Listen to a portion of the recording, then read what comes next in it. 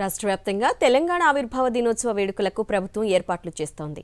మరోవైపు దశాబ్ది వేడుకల ముగింపు ఉత్సవాల పేరుతో బీఆర్ఎస్ కార్యక్రమాలు నిర్వహిస్తోంది. ఆవిర్భావ వేడుకలకు హాజరు కావాలని బీఆర్ఎస్ అధినేత కేసీఆర్ కు ప్రభుత్వం నుంచి ఆహ్వానం అందించారు. రేపు ప్రభుత్వం నిర్వహించే ఆవిర్భావ వేడుకలకు కేసీఆర్ హాజరవుతారా లేదా అనే దానిపై ఉత్కంఠ నెలకొంది. ఇంకోవైపు రాష్ట్ర గేయంపై వివాదం కొనసాగుతూనే ఉంది. రాష్ట్ర గేయంలో కాకతీయ కళాతోరణం చార్మినార్ తొలగింపుపై బీఆర్ఎస్ అభ్యంతరం వ్యక్తం చేస్తోంది. ఈ రోజు సాయంత్రం బీఆర్ఎస్ ఆధ్వర్యంలో గన్ పార్క్ నుంచి అమరజ్యోతి వరకు భారీ క్యాండిల్ ర్యాలీ నిర్వహించనున్నారు. ఈ కార్యక్రమంలో పార్టీ అధినేత కేసీఆర్ పాల్గొంటారు. గన్ పార్క్ దగ్గర నుంచి మరిన్ని డీటెయిల్స్ మా ప్రతినిధి కిరణ్ భూపతి అందిస్తారు.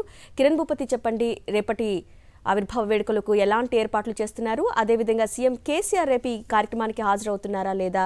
అదేవిధంగా మరోవైపు రాష్ట్ర చిహ్నంపై గేయంపై వివాదం కూడా కొనసాగుతోంది కదా.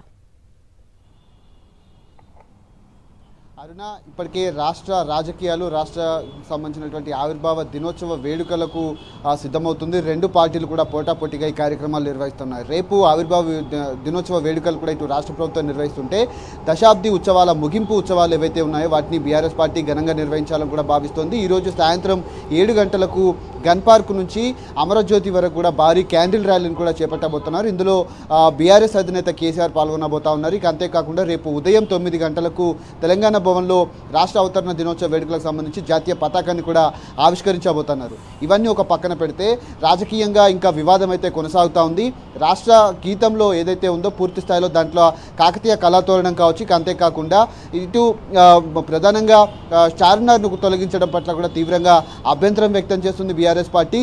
రాష్ట్ర ఆనవాళ్లను ఎందుకు చెరిపేస్తున్నారంటూ కూడా ఆగ్రహవేశాలు కూడా కనబడతా ఉన్నాయి. పూర్తి స్థాయిలో ఇటు రాష్ట్ర చిహ్నానికి సంబంధించినటువంటి ప్రస్తుతం అన్ని రాజకీయ పార్టీల నిర్ణయాలు తీసుకున్న తర్వాత అసెంబ్లీలో ఆమోద ముద్ర వేసిన తర్వాత మాత్రమే దాన్ని ఏర్పాటు చేస్తాము. దాన్ని కొత్త ముద్రను కూడా ఇప్పటికే వైరల్ అవుతున్నటువంటి పరిస్థితులు అయితే కనబడుతున్నాయి.